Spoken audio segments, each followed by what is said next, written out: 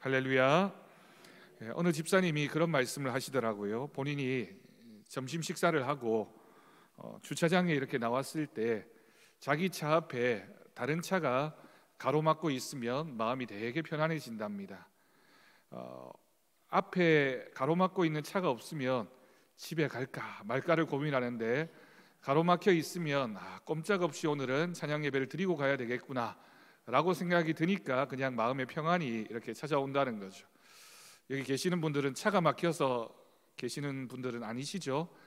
아침에 주일 아침에 교회에 올 때도 오늘은 점심 먹고 찬양 예배 드리고 갈까 말까를 고민하는 사람들은 대부분 그냥 집에 갑니다. 하지만 주일 아침에 당연히 나는 주일 오후 찬양 예배까지 늘 드리고 간다라고 생각하는 사람은 아예 생각조차 하지 않고 예배 드리고 또 은혜 받고 가게 됩니다.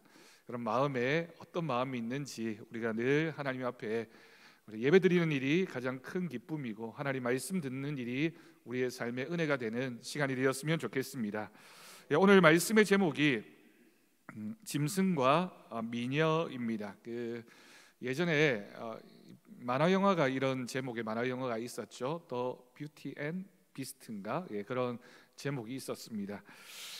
오늘 말씀에서 누가 짐승의 역할을 하는지, 누가 미녀인지 여러분 본문을 잘 아시는 분들은 짐작이 되시겠지만 우리가 말씀을 함께 나눠보도록 하겠습니다. 자, 거리즘 1번입니다. 본문에 나오는 이야기는 구약에 나오는 아름다운 이야기 중에 하나이다. 우리가 읽은 내용만 보면 이게 무슨 아름다운 이야기인가 라고 생각할 수 있지만 뒷부분 내용까지 우리가 다 읽고 나면 정말 이 이야기 속에 하나님의 섭리가 담겨져 있고, 또 한 여인이 어떻게 해서 자신의 삶을 하나님이 계획하신 그 삶과 연결시켜졌는지를 우리가 알게 되는 그런 이야기라고 할 수 있겠습니다. 다윗과 이 가정과는 이전에 어떤 관계가 있었다고 생각하는가? 본문을 이해하기 위해서 몇 가지 살펴봅니다. 사실 이 나발이라고 하는 사람의 가정과 이 다윗과의 관계는 직접적인 관계는 명시되어져 있지 않습니다. 그런데 본문을 잘 살펴보면 사실은 간접적으로 또 여러 가지 또 밀접한 여러 가지 모습이 있다라고 하는 것을 알 수 있죠.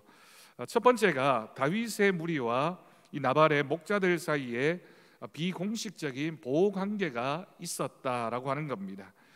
다윗이 광야에서 함께 부하들과 함께 생활하고 있을 때의 일이었기 때문에 나발이 가지고 있는 양이나 가축들 또는 그 목자들과 다툼이 있거나 또는 적들로부터 이런 적대적인 관계를 가질 수도 있었습니다. 하지만 다윗의 부하들이 나발의 목자들에게 해를 끼치지 않았을 뿐만이 아니라 광야에서 그를 지켜주었다라고 기록하고 있습니다. 25장 15절 16절을 보면 나발의 종들이 이런 얘기를 합니다. 다윗의 부하들을 향해서 그들이 우리를 매우 선대하였나니 우리가 들에 있어 그들과 상종할 동안에 우리가 상하지 않았고 우리가 양을 지키는 동안에 그들이 우리와 함께 있어 밤낮 우리에게 뭐가 되었다라고 증언하고 있습니까? 성벽이 되었다라고 기록하고 있습니다. 그러니까 그들이 우리를 잘 보호해 주었다, 그런 은혜가 있었다라고 표현하고 있는 거죠. 이런 의미에서 본다면 사실은 이 나발이라고 하는 사람의 집과 다윗이 가지고 있었던 관계는 일종의 상호 기대하는 관계였다라고 볼 수 있습니다. 이 나발이라고 하는 사람도 그렇고요, 또 유대인들이 살고 있던 이스라엘 사람들이 살고 있던 문화 자체가 유목 생활하고 깊은 연관이 있었기 때문에 유목을 하는 사람들에게 있어서는 광야라고 하는 것이 가축들을 키울 수 있는 장소이기도 하지만 언제든지 적들이 또 침입해 올 수도 있는 그런 상황이었다라고 하는 거죠. 그러다 보니까 우리가 가지고 있는 재산, 가축들을 보호해 주는 사람 또는 자기의 땅을 지나가는 나그네들을 환대하는 것이 일반적인 이 목축을 하는 사람들, 유목민들의 문화였습니다. 혹시라도 지나가는 나그네를 잘 대접하지 않으면 그 나그네가 언제 강도로 돌변할지 모르기 때문이죠. 그래서 나그네를 잘 대접했고 또 그 나그네는 자신에게 대접해주는 이 사람들에게 축복하고 또 안전하게 지나다니거나 또는 함께 할 수 있도록 하는 것이 관례였다라고 하는 겁니다. 그런데 오늘 말씀의 이제 뒷부분을 가게 되면 이 나발이라고 하는 사람이 이런 상호관계를 깨뜨리게 됩니다. 다윗도 이 나발의 집을 잘 보호해 주었을 뿐만이 아니라 뭔가 기대하는 마음이 있었죠.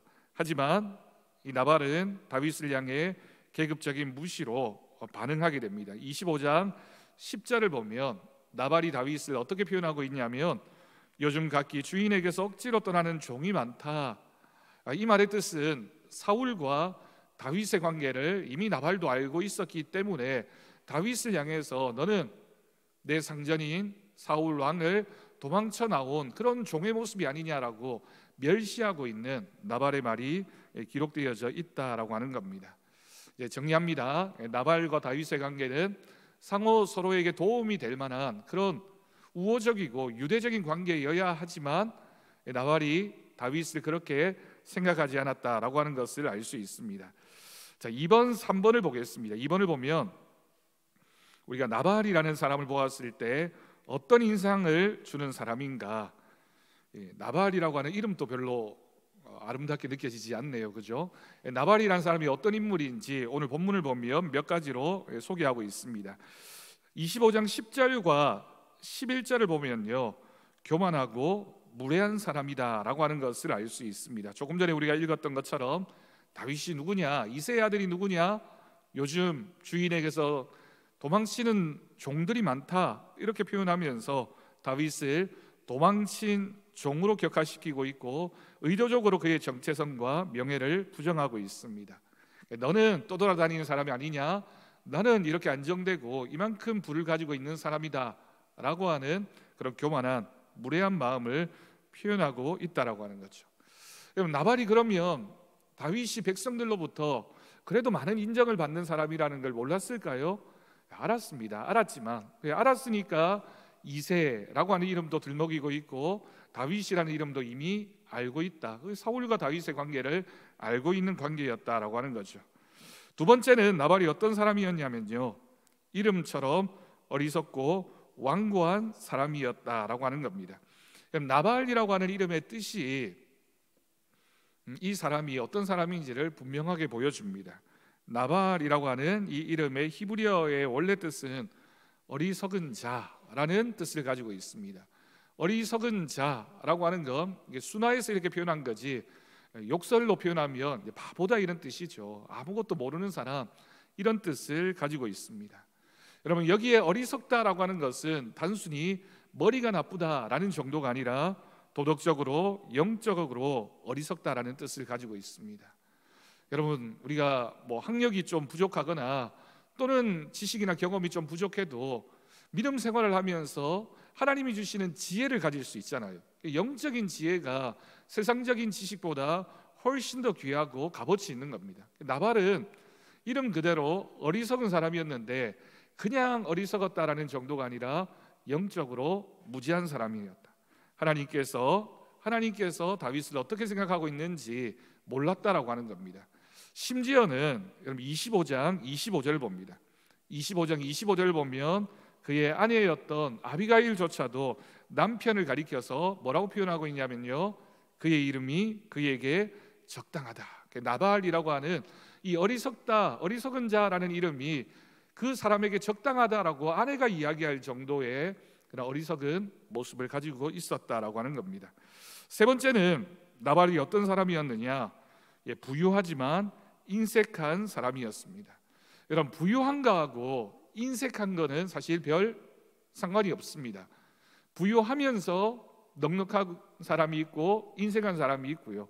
또 인색하지만 그 사람이 또 가난할 수도 있고 부유할 수도 있죠. 서로 상관이 없지만, 그런데 부유한데 인색한 것은 가난한데 인색한 것하고는 또 의미가 다르다고 알 수 있습니다. 무슨 말이냐면 자신이 얼마든지 넉넉히 마음만 먹으면 다른 사람에게 도움을 줄 수 있고 후대할 수 있음에도 불구하고 하지 않는 것은 하나님 보시기에 악한 행동이다라고 하는 거죠. 여러분, 25장 2절을 봅니다. 2절을 보면 나발을 소개하면서 그가 매우 큰 부자였다. 양이 3,000마리, 염소가 1,000마리일 정도로 이 당시 기준으로 본다면 아주 성공한 그런 사람이었다라고 하는 것을 알 수 있습니다. 부유했지만 그 부를 나누는 데 인색했고, 공동체의 윤리, 그러니까 이 사회가 안정적으로 가려면 가진 사람은 가난한 사람을 잘 이렇게 돌보아 주어야 되고, 또 가난한 사람은 부유한 사람으로부터 도움을 받고 또 그것을 통해서 일어서려고 하는 사회가 있다면 그 사회가 좋은 사회이지 않겠습니까? 다윗의 무리에게 얼마든지 음식을 제공하는 것이 어렵지 않은 일임에도 불구하고 인색한 마음으로 다윗을 도와주지 않습니다. 네 번째 나발의 모습은 언행 불일치하고 분별력이 없는 사람이었다라고 하는 겁니다. 말을 너무 쉽게 하는 거예요. 그럼 말을 쉽게 하는 사람은 말이 많은 것도 문제지만 그 말을 너무 쉽게 하다 보면 실수가 많을 수밖에 없고, 그 말에 대한 실수는 언젠가는 반드시 대가를 치르게 됩니다. 나발이 다윗과의 관계에서 말을 함부로 했죠. 그 말 함부로 한 것 때문에 결국에는 다윗에게서 큰 어려움을 당하게 되는 것, 그것이 바로 나발의 모습이었다라고 하는 겁니다. 아비가일이 지혜롭게 일을 만회하지 않았다면 나발의 가족과 제사는 모두 죽임을 당할 수밖에 없었을 것입니다. 마지막 다섯 번째 나발의 모습은 자기중심적이고 타인의 수고를 무시하는 사람이었습니다. 그럼 25장 7절 그리고 15절 16절을 보면 다윗과 그의 부하들은 실제로 나발의 양떼를 보호해 주었습니다. 그런데 나발은 그런 도움을 받고 있음에도 불구하고 인정하지 않았을 뿐만이 아니라 오히려 자신의 권위 아래에 모든 것이 이루어지고 있으니 내가 감사할 필요가 없다라고 생각한 거죠. 여러분, 감사하지 않는 사람이 이렇게 큰 위험을 당할 수밖에 없습니다. 나발에게는 이와 같은 문제가 있었고, 결국에는 이런 성품들이 그의 안타까운 미래를 결정할 수밖에 없었다라고 하는 거죠. 자, 3번입니다. 3번은 나발의 아내였던 아비가일은 어떤 여인이라고 생각하는가? 여러분, 25장 3절을 보면 처음 등장할 때부터 성경은 이 여인을 가리켜서 지혜로운 여인, 총명한 여인이라고 묘사하고 있습니다. 나발의 이름의 뜻이 뭐라고요? 어리석은 자. 아비가일은 어떤 사람이었다? 지혜로운 자. 그러니까 부부이지만 이 두 사람이 정말 다른 모습이었다라고 하는 것을 알 수 있습니다. 그래서 다윗이 격분해서 나발의 가정을 해하려고 했을 때 지혜를 발휘해서 빨리 이 문제를 해결하기 위해서 나섰던 것도 아내였던 아비가일이었다라고 하는 거죠. 두 번째 아비가일의 모습은 겸손하고 신중한 태도를 가지고 있었다라고 하는 겁니다. 아비가일은 종들의 보고를 듣자마자 즉시 음식을 준비하고 다윗에게 달려갔다라고 18절에 기록되어져 있고요. 24절을 보면요, 다윗 앞에서 자신을 종의 계집이라고 낮추면서 남편의 어리석음을 자신이 대신 사과하고 있습니다. 여러분, 이 아비가일이야말로 지혜가 어떤 것인지를 정확하게 보여주고 있죠. 상황을 판단하고 그 상황에서 내가 어떻게 하는 것이 가장 좋은 것인가를 판단할 수 있는 사람, 그것이 아비가일이 가지고 있었던 지혜로운 모습이라고 할 수 있습니다. 세 번째도 굉장히 중요합니다. 세 번째는 뭐냐면 화평케 하는 중재자였습니다. 여러분, 25장 28절에서 31절까지를 보면 이런 내용이 있습니다. 여호와께서 당신을 반드시 견고한 집을 세우게 하실 것입니다. 무고한 피를 흘리시거나 친히 복수하지 마십시오라고 사과하고 호소하고 있습니다. 그러니까 이 상황을 정확하게 판단해서 다윗이 장차 어떤 사람이 될런지, 그리고 다윗을 이렇게 존중하고 선대하는 것이 어떤 결과를 가져오는지를 알고 있었고, 다윗과 나발 사이에서 그 관계를 화평케 하는 중재자의 역할을 했다라고 하는 거죠. 여러분, 그런 사람이 있죠. 어떤 관계에 가든지 그 사람만 가면 중재를 잘하고 그 관계를 매끄럽게 윤활유와 같은 역할을 하는 그런 중재자의 역할을 하는 사람들이 있습니다. 반대로 어떤 사람이 가기만 하면 문제가 생겨나게 되고 분쟁이 생겨나게 되고 여러 가지 어려움을 그렇게 일으키는 사람들이 있습니다. 하나님이 어떤 사람을 기뻐하실까요? 당연하죠. 그건 화평케 하는 사람, 화평케 하는 사람이 복이 있다라고 말씀했습니다. 그리스도인은 화평케 하는 중재자의 역할을 해야 된다. 어디에서나 우리를 통해서 많은 사람들을 화평케 하는 일에 우리가 쓰임을 받아야 하겠습니다. 자, 네 번째가 참 중요한데요. 네 번째는 뭐냐면 하나님의 뜻을 이해하고 선포할 줄 아는 신앙의 여인이었다라고 하는 겁니다. 여러분, 아비가일이 지혜롭고 성품이 좋고 아름답고 이런 것들도 장점이라고 할 수 있겠지만, 아비가일의 마음속에는 정확한 하나님을 향한 신앙의 고백이 있었습니다. 그래서 아비가일이 다윗을 향해서 뭐라고 고백하냐면 당신이 여호와의 전쟁을 위해서 싸우는 자라고 표현합니다. 이 상황을 정확하게 판단하면서 다윗에게 임한 하나님의 뜻을 고백할 줄 알고 이 상황 가운데 하나님이 어떻게 역사하시는지를 분별할 줄 아는 그런 믿음이 아비가일에게 있었다라고 하는 거죠. 그러니까 이 아비가일이 가지고 있었던 장점 중에 핵심은 바로 하나님을 인정하는 믿음이었다라고 하는 겁니다. 나발은 다윗을 무시했을 뿐만이 아니라 다윗을 무시한다라고 하는 건 그 다윗 뒤에 계시는 하나님을 무시하는 거겠죠. 그러니까 하나님을 인정하는 것이, 여호와를 인정하는 것이, 그게 바로 지혜입니다. 그러니까 아비가일은 그런 지혜를 가진 인물이었고, 우리는 이 아비가일이 가지고 있었던 그 지혜와 믿음을 함께 고백하고 함께 본받아야 되겠습니다. 여러분, 구약 성경에는 우리가 여호와를 경외하는 것, 그래서 우리가 하나님이 주시는 은혜를 누리는 것, 하나님의 구원을 얻게 되는 것이 지혜다라고 표현합니다. 구약 성경에는 지혜라고 표현하고 있죠. 신약 성경에서는 그 지혜라는 말이 어떤 단어로 바뀌게 되냐면 믿음으로 바뀌게 됩니다. 하나님을 인정하는 믿음, 하나님의 구원을 얻게 되는 것은 믿음으로. 그래서 지혜와 믿음은 같은 거다라고 할 수 있죠. 믿음이 좋은 사람이 지혜로운 사람이고, 지혜가 있는 사람이 이제 믿음이 있는 사람입니다. 여러분, 우리는 지혜로운 사람입니까? 우리는 나발 같은 사람입니까? 아비가일 같은 사람입니까? 우리 더사랑교회 성도님들은 다 아비가일 같은 사람인 줄 제가 알고 있고, 더 우리가 그런 믿음으로 살아가야 되겠습니다. 자, 4번입니다.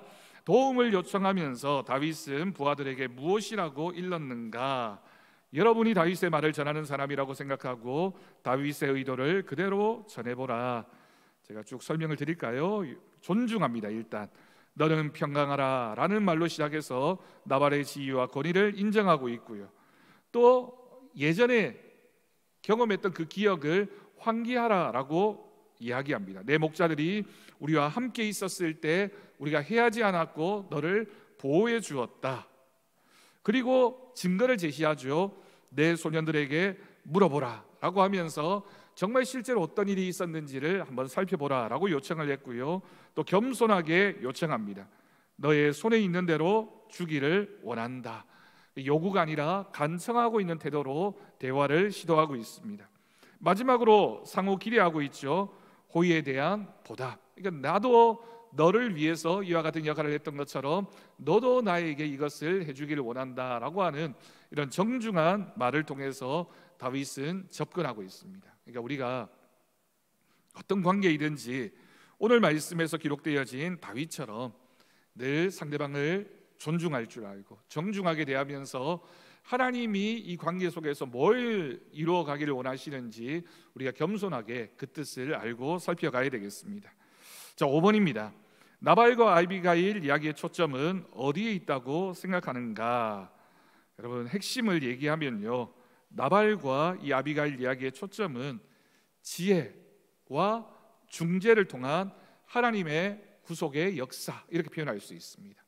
지혜로운 사람, 그리고 중재할 줄 아는 사람을 통하여 일어났던 하나님의 구원의 역사. 하나님께서 이 다윗의 이야기에 사실은 곁들여져 있는 이야기잖아요. 다윗의 이야기이지만 그 다윗의 이야기 속에 담겨져 있는 이 나발과 아비가일의 이야기를 통해서 하나님께서 구속의 역사를 어떻게 만들어 가셨는지를 보여주고 있다라고 하는 겁니다. 그래서 오늘 이야기 속에는 지혜로운 한 여인을 통해 피 흘림을 막았던 이야기라고 할 수 있고요, 또 나발이라는 인물과 아비가일이라는 인물의 대조를 통해서 어리석음과 지혜가 뭔지, 교만과 겸손이 어떤 결과를 가져오는지를 우리는 분명히 알아야 되겠습니다. 그리고 하나님께서 자신의 뜻을 이루어 가실 때 어떤 방법으로 이루어 가시는지도 우리가 말씀을 통해서 확인할 수 있습니다. 자, 두 번째 말씀의 개인화로 넘어가겠습니다. 성경에 나오는 아름다운 여인들의 예를 들어보자. 그리고 가장 멋진 남자들의 예도 들어보자. 그리스도인들은 멋진 아내 그리고 멋진 남편이 되어야 한다. 여러분, 성경에는 아름다운 여인들이 참 많죠. 뭐 사라도 그랬고요, 그리고 리브가도 그랬고 뭐 등등해서 참 많은 인물들이 있지만, 성경이 말하는 아름다움이라고 하는 건 외모적인 아름다움도 물론 있겠지만, 성경은 그 아름다움의 본질이 바로 지혜라고 설명하고 있습니다. 그래서 지혜로운 여인이 바로 아름다운 여인이고, 믿음의 여인이 아름다운 여인이다라고 하는 것을 알 수 있죠. 대표적으로 생각해 본다면 에스더 같은 인물이죠.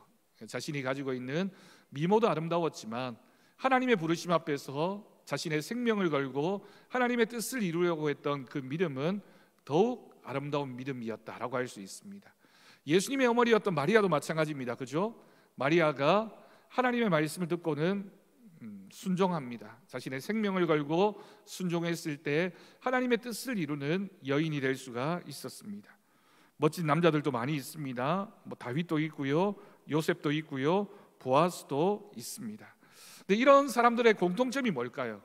성경이 말하는 이 아름다움은 외모의 기준을 넘어서서 하나님 앞에서의 그 마음과 태도, 그리고 그들이 어떻게 살았는지 그 삶의 모습의 열매를 통해서 증명되어진다라고 하는 것입니다. 그러니까 우리도 여러분, 우리 나이가 들면 사실 뭐 외모가 아무리 젊었을 때 아름다웠다고 한들 사실은 다 변해가잖아요. 그러니까 우리가 더 아름다워져야 될 부분이 있다면 그건 우리의 믿음이고, 그 믿음을 통해서 우리 주변 사람들에게 어떤 예수님의 향기를 드러내느냐, 우리의 삶의 모습을 통하여 우리의 아름다움을 더욱더 더해가는 우리가 되어야 하겠습니다. 자, 본문 해석입니다. 앞에서 사실 설명을 다 드렸습니다. 1번입니다. 다윗의 요청을 받은 나발은 무엇이라고 거절했는가? 그가 거절한 말을 음미해 볼 때 그가 거절한 이유가 무엇이었을까요? 그럼 10절과 11절을 봅니다. 25장 10절 11절. 나발이 다윗의 사원들에게 뭐라고 얘기합니까? 다윗이 누구냐? 이새의 아들이 누구냐? 요즘에 각기 주인에게서 억지로 떠나는 종이 많다. 11절을 봅니다. 내가 어찌 내 떡과 물과 내 양털 깎는 자를 위하여 잡은 고기를 가져다가 어디서 왔는지도 알지 못하는 자들에게 주겠느냐, 이렇게 얘기하죠. 다윗의 정체성을 철저히 무시하고 있고요, 다윗을 반역자, 떠도는 종쯤으로 폄하하고 있습니다. 또 자신의 재산과 노력에 대해서 교만하게 생각하고 있고요, 무례하고 적대적인 태도로 다윗을 대하고 있다라고 하는 겁니다. 물론 여러분, 나발이 어떤 판단을 해서 노라고 얘기할 수 있습니다. 자기가 거절할 수도 있겠죠. 하지만 거절하는 방식도 되게 중요하잖아요. 나발은 거절만이 아니라 그 거절을 넘어서서 다윗을 깎아내리고 있고 멸시하고 있고 자존심을 누름으로써 다윗을 폄하하고 있는 모습을 우리가 읽을 수 있어야 되겠습니다. 2번입니다. 자기 남편의 이야기를 들은 아비가일은 무엇을 준비해서 다윗에게 나갔는가? 이 정도의 음식이면 어느 정도가 되는가? 그럼 18절을 보겠습니다. 아비가일이 무엇을 준비해 갔습니까? 떡 200덩이와 포도주 2가죽 부대와 잡아서 요리한 양 5마리와 볶은 곡식 5세아와 건포도 100송이와 무화과 뭉치 200개를 가져다가 나귀들에게 실었다라고 기록하고 있습니다. 사실은 여러분, 이렇게 읽으면 우리나라 문화가 아니다 보니까 이게 어느 정도의 양인지 우리가 짐작하기가 어렵습니다. 하지만 여기에 기록되어진 내용을 보면 아비가일이 다윗의 부하들에게 적극적으로 이렇게 풍성하게 대접하려고 했던 모습이라고 생각해 본다면 그 양을 짐작해 볼 수 있겠죠. 이 당시에 다윗과 함께하고 있었던 군사의 수를 400명 정도라고 생각할 수 있습니다. 다른 본문에 보면 그 내용이 있습니다. 400명 정도의 사람들에게 풍성하게 대접할 정도의 음식이라면 여러분, 굉장히 많은 양이지 않을까요? 그렇지 않습니까? 400명이 식사를 한다고 한다면 요즘 밖에서 우리가 좀 그래도 뭐 대접할 만한 식사를 한다면 그냥 좀 검소하게 생각해서 뭐 2만 원 정도라고 생각해 봅시다. 풍성하게 대접을 했다. 2만 원 곱하기 400명이면 저는 계산이 잘 안 되네요. 얼마 정도 되는가요? 800만 원 정도 되죠. 그 정도 금액이면 사실은 굉장히 큰 대접을 한 겁니다. 아비가일이 사실은 뭐 2만 원 정도였겠습니까? 극진하게 대접했던 모습을 볼 수가 있다라고 하는 겁니다. 아비가일은 양과 포도주를 통해서 내가 당신을 어떻게 생각하고 있는지 극진한 마음을 그렇게 대접하고 있고요. 또 나귀에 실어서 적극적으로 다가가서 대접하고 있는 모습을 볼 수가 있습니다. 단순히 사과 정도의 의미가 아니라 지금 다윗에게 뭐가 필요한지를 알고 그 필요를 채워주려고 노력했던 아비가일의 모습을 우리가 볼 수 있다라고 하는 겁니다. 자, 3번입니다. 아비가일이 다윗에게 한 말 중에 다윗의 마음을 가장 감동시킨 말은 어느 것이라고 생각하는가? 여러분, 이 3번 요 질문에 대한 답이 오늘 말씀의 핵심이라고 할 수 있습니다. 아비가일이 다윗을 향해서 굉장히 지혜로운 말을 했는데 그 말들 중에 가장 핵심이 무엇이냐? 30절, 31절 말씀입니다. 여호와께서 내 주에 대하여 하신 말씀대로 아비가일이 다윗을 향하여 주라고 표현하고 있고요. 모든 선을 내 주에게 행하사 내 주를 이스라엘의 지도자로 세우실 때에 내 주께서 무죄한 피를 흘리셨다든지 내 주께서 친히 보복하셨다든지 함으로 말미암아 슬퍼하실 것도 없고 내 주의 마음에 걸리실 것도 없으시리니 다만 여호와께서 내 주를 후대하실 때에 원하건대 내 주의 여종을 생각하소서라고 이야기합니다. 여러분, 이런 말들이 왜 다윗을 감동시켰을까요? 다윗이 정확하게 무엇에 대해서 분노하고 있는지를 정확하게 진단하고 고백하고 있습니다. 그리고 다윗을 향해서 다윗의 정체성과 소명을 또한 상기시키고 있는 거죠. 이스라엘의 지도자, 하나님께서 당신을 이스라엘의 왕으로 세우셨다라고 고백하고 있습니다.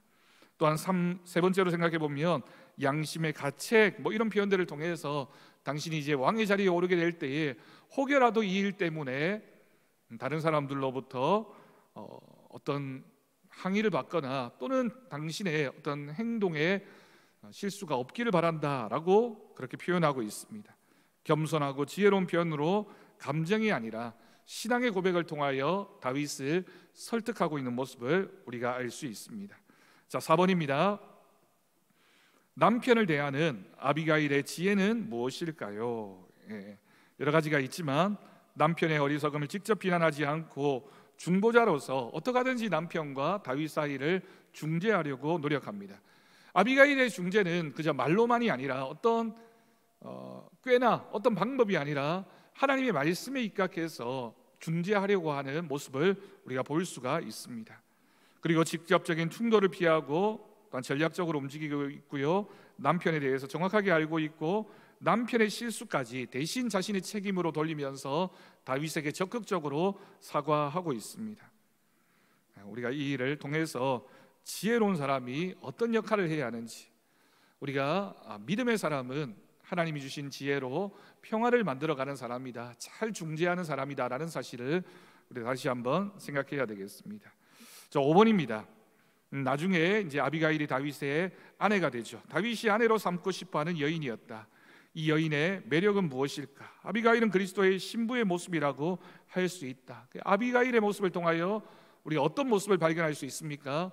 우리가 주님 앞에서 어떤 신부의 모습으로 살아야 하는지, 아비가일의 모습을 통하여 그리스도인의 모습의 모형을 우리가 볼 수 있다라고 하는 거죠. 몇 가지로 생각할 수 있습니다. 첫 번째는 탁월한 지혜와 통찰력이 있었습니다. 우리가 계속해서 반복하고 있는 것처럼 지혜가 있는 인물이었다. 두 번째는 겸손과 품격이 있었다. 아비가일은 겸손한 태도로 다윗을 잘 설득하고 있습니다.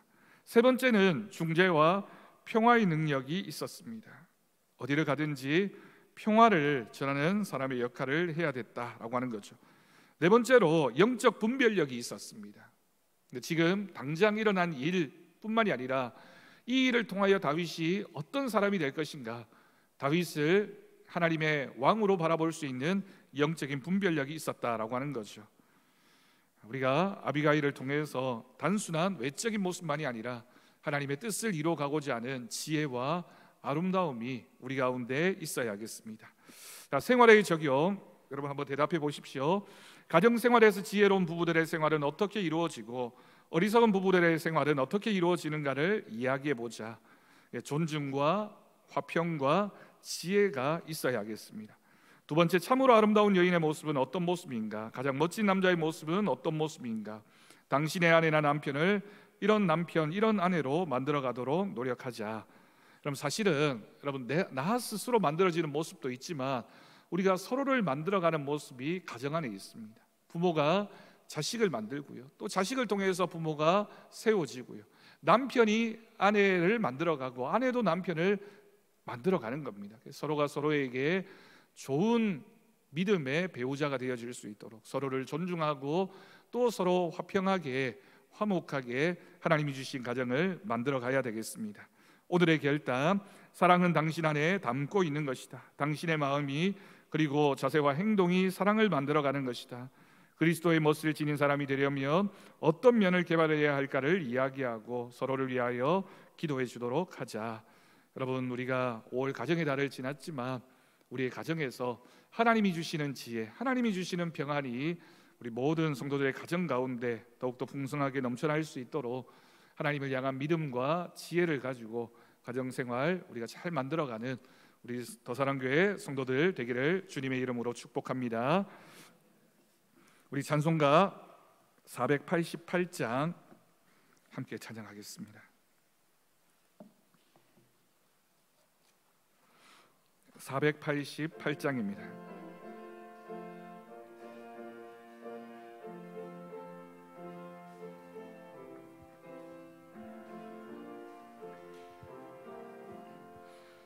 이 몸의 소망 무언가 우리 주 예수뿐일세. 우리 주 예수밖에는 믿으리 아주 없도다. 주 나의 반석이시니 그 위에 내가 서리라. 그 위에 내가 서리라. 무섭게 바라보는 밤 물결이 높이 설렐 때 우리 주 크신 은혜에 소망에 닿을 줄이라. 주 나의 반석이시니